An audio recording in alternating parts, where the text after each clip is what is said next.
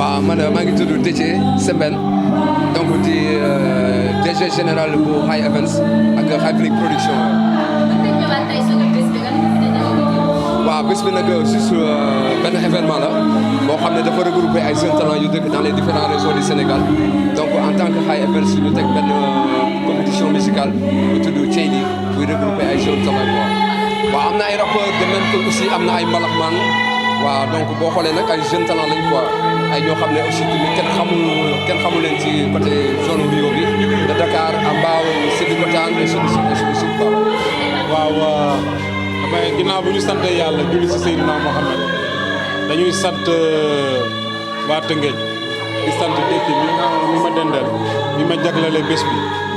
en réalité daf ma ko jagleeloon jagleel ko monsieur le maire Omar Cissé ma ne ko wax dëgg yàlla docteur Omar Cissé mooy sunu mentor moo ñu mag mooy sunu kilifa ci wàllu politique du ma nangu mukk maax moom ñuy ànd di doon ay parrain moo waxtaan seeg docteur xamal ma ne carrément man maay doon parrain bi waaye yow yaa fay dem man du ma ñëw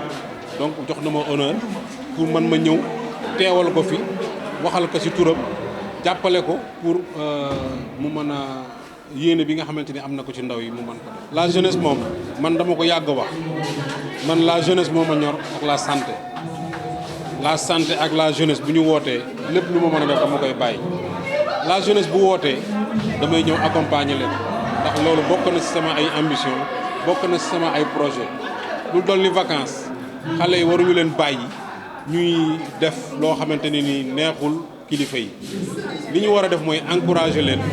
encadrer leen ba ëllëg ci biir ëllëg dinañu mën a am ci ñoom confiance jox leen lengay donc moo tax damay sant waa High Events en particulier Déthié ci lii nga xamante ni ñu ngi ko def tey